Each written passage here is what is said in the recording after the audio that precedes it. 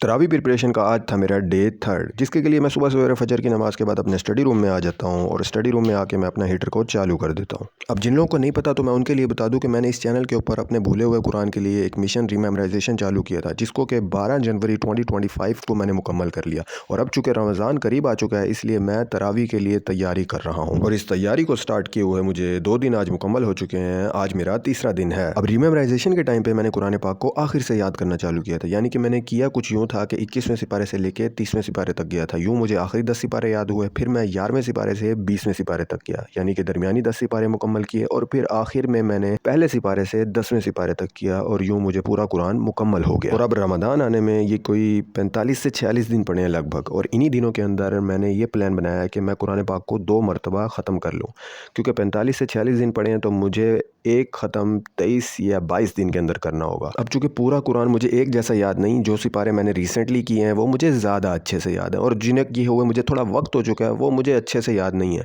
इसलिए इस टाइम में कुरान पाक ख़त्म करने के लिए जो सिपारे मुझे अच्छे से आते हैं उनको मैं ज़्यादा याद करूँगा, यानी कि एक सिपारे से ज़्यादा भी कर सकता हूँ, 2 भी कर सकता हूँ, ताकि वो टाइम कंपनसेट हो जाए। जो सिपारे मुझे अच्छे से याद नहीं हैं उनको मैं अगर कम भी करता हूँ तो। और अपनी इस कैलकुलेशन के मुताबिक मैं पहले 10 सिपारों में रोज़ाना के 30 रकू करूँगा, यानी कि 2.25 सिपारे, जो कि मुझे 5 दिनों में पहले 10 सिपारे मुकम्मल करवा देगा। जबकि दरमियानी 10 सिपारों में मैं 1.25 सिपारा करूँगा डेली, और वो 8 दिनों में मुझे मुकम्मल हो जाएंगे। और आखिरी 10 सिपारे उनको मैं रोज़ाना सिर्फ 1 सिपारा करूँगा, क्योंकि उनको पढ़े हुए मुझे काफ़ी टाइम हो गया है, वो अच्छे से याद नहीं होंगे। लेकिन 28वें सिपारे तक, इस तरह 8 दिन हो गए 28वें सिपारे तक, और 29-30 उनको मैं एक ही दिन में कर लूँगा, क्योंकि वो काफ़ी ईजी हो जाते हैं। और मेरी इस कैलकुलेशन के मुताबिक कुल मिला के मेरे 5 दिनों में पहले 10 सिपारे, दरमियानी 10 सिपारे 8 दिनों में, और आखिरी 10 सिपारे 9 दिनों में मुकम्मल हो जाएंगे, जो कि टोटल बनते हैं 22 दिन।